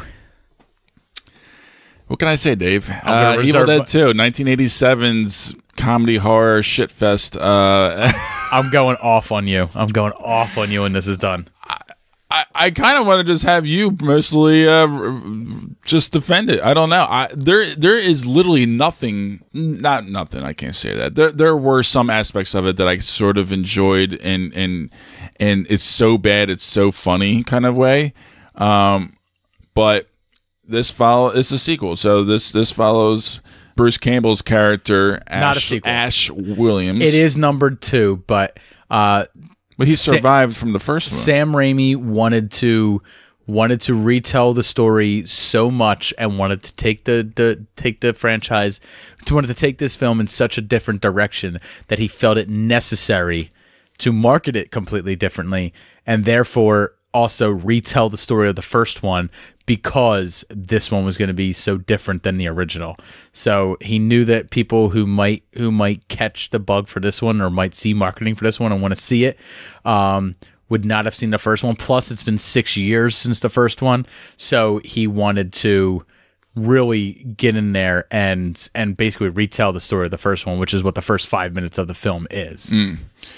And so he stumbles across in a secluded cabin in the woods with his girlfriend, and right then and there you get into it. You know, they find a tape recorder, and this professor has a book of evil, and all of a sudden the book of evil spell gets unleashed, and then all of a sudden, it's called the Necronomicon. Thank you. And all hell breaks loose. Literally. And it's interesting because you don't really ever see for a very, very, very, very, very long time what's going on. Like, what it is it? Like, you get some wacky camera work throughout the whole film, like a lot of trademark Sam Raimi work. Yeah, just sweeping through like the woods, right into the house, through a window, going after characters. And you never know exactly what that is or what that could be, and it attacks certain people. Sometimes certain characters were able to hide from them. Very peculiar. But you just slowly see how he loses his mind, and he's trying to fight off this thing that he doesn't know what's exactly happening, and he's mortified. He's losing his mind. He actually gets possessed at some point, and comes back to life somehow. His hand is bitten. Well, after a certain point, after that, his hand gets bitten, and his hand gets taken over. Jay, what's the movie called? Evil Dead 2, Dead by what? I don't know. Dead by Dawn. Dead by Dawn. It's called Evil Dead 2, Dead by Dawn. When the sunlight hits him, it is dawn, and the possession retreats, and it leaves him. There's nothing that will set you up for that. There's nothing that tells you that sunlight makes it. It doesn't make it go away, but it retreats until the next night. But that's not even true. No, he spends the rest of the day recovering in the woods, and by the time he gets back to the cabin, it's nighttime again. Because he was thrown through the entire forest. Yeah, this fucking movie. I was probably like maybe a half hour and 40 minutes in, and I just texted Dave, like, I was really struggling to even just turn it off and just be like, you know what? I'm just going to have this review just be like it was so bad I couldn't even get through. But then I was like, you know what?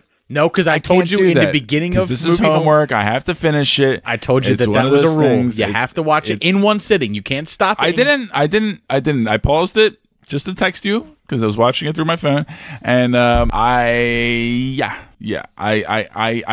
slowly kind of got into the little bit of fun with it. That's what it is. With when the characters came.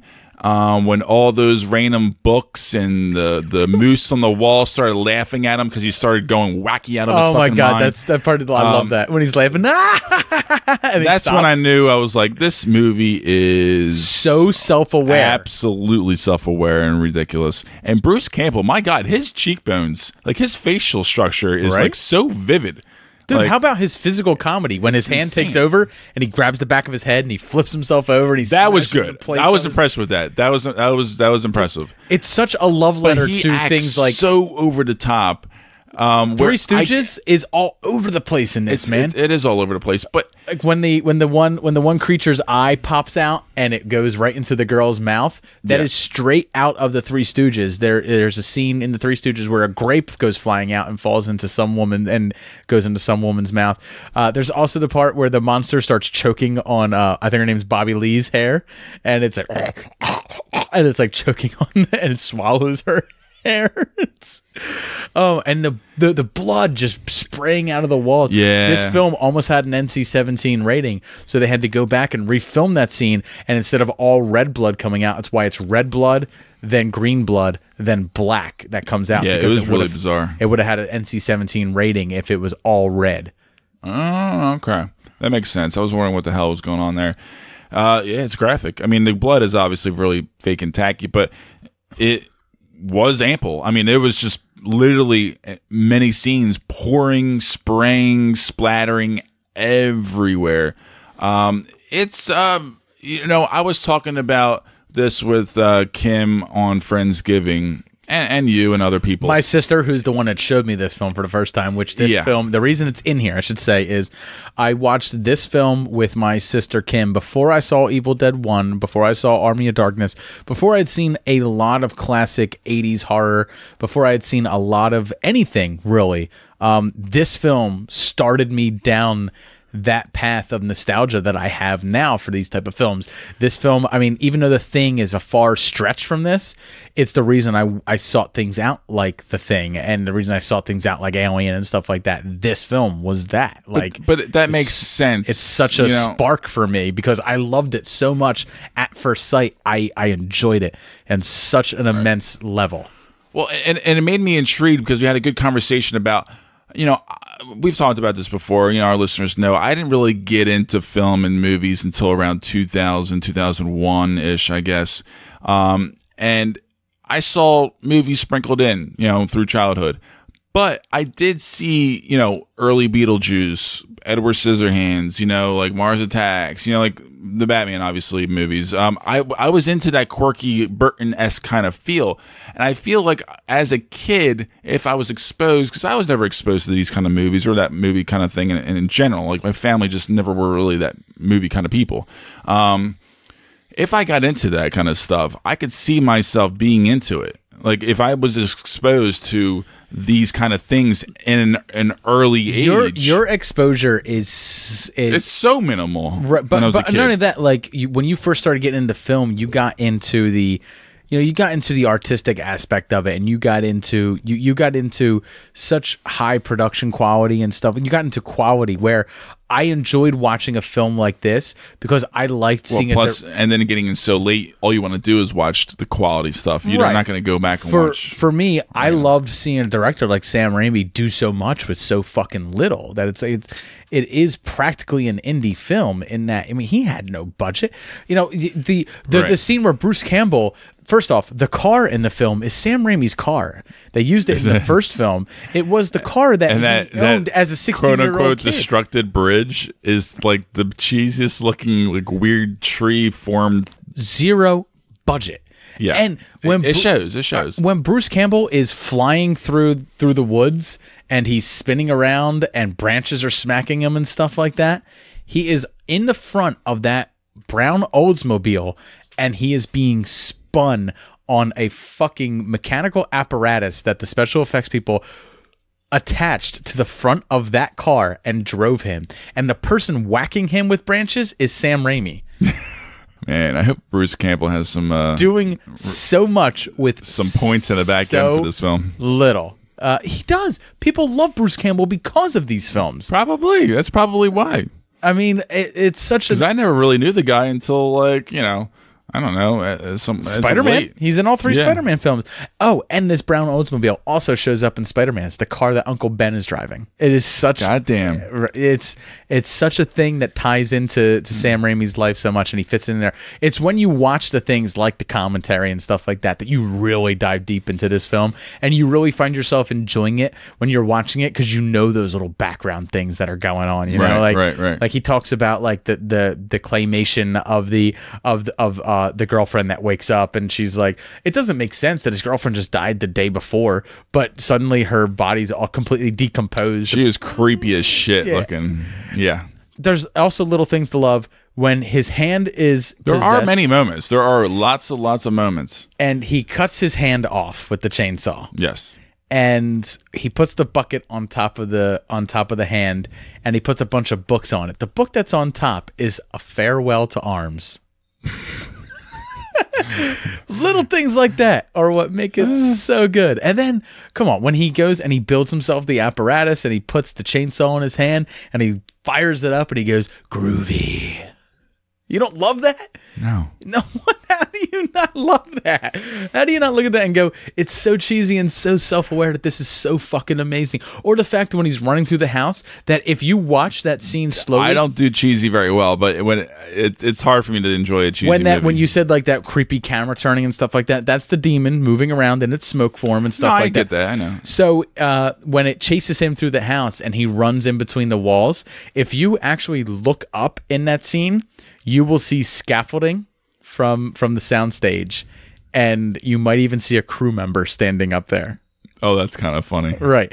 And then when the monster comes out of the basement, Henrietta, who is the wife of the historian, what they call the witch, who read the Necronomicon, when she comes out of the basement and she is floating through the air and like tormenting that one person, if you look in the back, the suit actually broke and the zipper was completely undone, and you can see the actor's white t-shirt underneath because the suit was broken.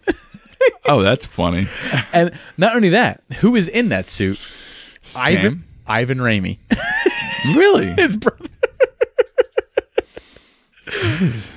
It's there's just so much to love there. When I say do so much with so little, and embracing your limitations and using them to your advantage is one of the reasons that makes this film so great. And then it ended on such like a cliffhanger and such like a weird place. There was no third film planned when they ended it that way. Yeah, I know. It just was, and it was just so out there and so kooky, but it still hits that horror genre so well that it's so beloved and so remembered.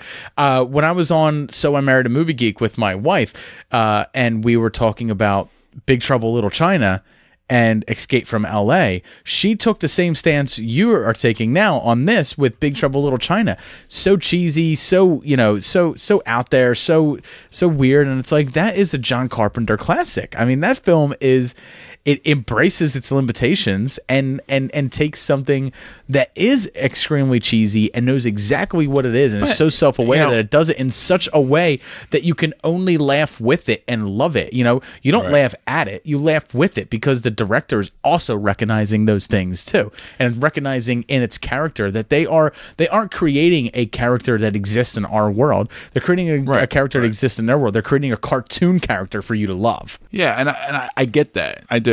But still, it's just, sometimes that'll work with some things and sometimes it just doesn't. And for me, I love is that I struggle with this. You're intrigued to watch The Room, which is a film that only exists and is only loved for I only how wanted to watch it it because of how bad it is, because I thought this was so bad. I wanted it to be like review 2 bad films in one podcast episode, essentially. So, and plus I want to see The Disaster Artist, and I hear that's a good film that James Franco did.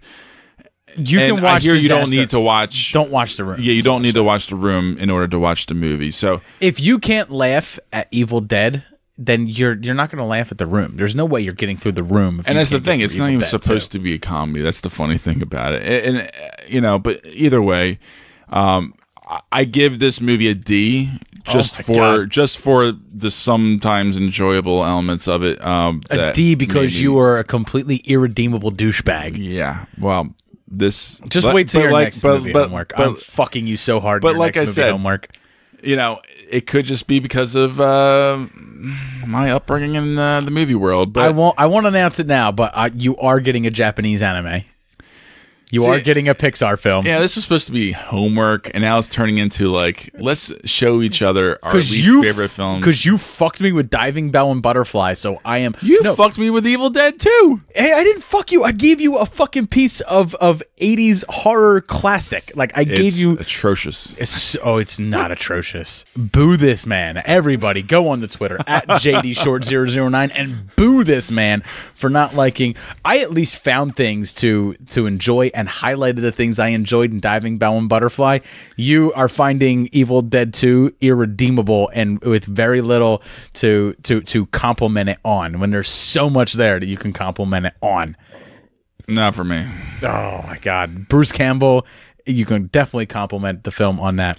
I applaud his effort. Jesus Christ, and his man. cheekbones. Yeah, You're that's about it. Yeah, and for being through the slaughterhouse and the production of it. Maybe I'll give you the remake of Evil Dead from 2014, I believe, for you to watch. I'm supposed to be watching what you think are good movies. I like Evil Dead from 2014, but no, we're trying like you're giving me what makes up your love of movies. I'm giving you what makes up my love of movies, and I'm at a disadvantage because I don't have as much in my library as you, and I'm already pretty much tapping out as far as my personal DVD library. So we're going past that now, buddy. Yeah, we're outside. This was the personal library list of what we had in our personal library for someone to see. We're going outside of that next time. Next time it's no holds barred. It's whatever we want to grab that we love and pull it in. Because for me, the Japanese anime, it is kind of. Like we talked about when we reviewed Ghost in the Shell. Like I'd seen that. I saw the original anime at a young age, but there's an anime that I saw before that. That I'm definitely gonna make you watch that movie now. I'm not gonna say what it is. I'm sure people are gonna guess. It's out there. It is certainly out there, and I can't wait to see what you think of it. Oh boy! Just make sure you send all your hate to at JDShort009 over his dislove of one of my favorite films, Evil Dead 2: Dead by Dawn. I didn't absolutely despise Diving Bell and Butterfly. I just despise the character and don't like to really watch stories about irredeemable people such as that. But I did respect it for its. For its direction, for where they take the visuals in the film, cinematography and stuff like that. I really enjoyed all of that stuff. I just couldn't get behind really the story itself. I didn't see it as much of a triumph. But thank you for everybody for listening. If you want to reach out to us on Twitter, you can check Jay out at JDShort009. You can also reach out to us on Twitter at SuperMoviePod on there. Don't forget that we are still doing our generosity.com. Just search Podfix on there. And that'll bring up the page for the Podfix network to get down to New Orleans so that we can be part of a podcasting convention. We want to go down there. We want to entertain some people. We want to educate some people about podcasting, but we also want to put on a good show for everybody. So we're trying to get as many members of the network down there as can possibly make it so that we can have a good, strong showing to help our shows grow and to increase the show's reach and the whole network's reach as a whole. So if you would be kind enough to help us out with that, reach out to go to generosity.com and search Podfix and donate whatever you can, even if it's $1. Donate that. We don't run a Patreon. We don't ask for money. We don't give any incentives. The only incentive we try to bring is entertainment as much as we possibly can about movies. And then also, be sure to check out the Podfix Network, all the other shows on the Podfix Network at www.podfixnetwork.com. We are the featured podcast network this week on Podbean, and you can go onto the Podbean app that is available from Android and iPhone, and we will be right there on the homepage. Just click on that. You can check out all the great shows from the Podfix Network. And I really hope you do, because they're good friends of ours. We guest on their show. They guest on our show when we have the time. And really think that there is a bunch of great people that are part of our network that are bringing you great quality entertainment if you're a podcast listener. Absolutely. So I'm cutting that absolutely disingenuous absolutely out. Good. All right, good night, guys. I am Super Movie Brother Jay. Who runs the Untapped that you're supposed to be plugging right now? Oh, I tapped it earlier. No. Check out the Untapped app, Super Movie Bros podcast. We reviewed a bunch of new beers the last week. Look into it. Check it out. A lot of good stuff on there. Thanks a lot for listening. Have a great night. Cheers. Cheers.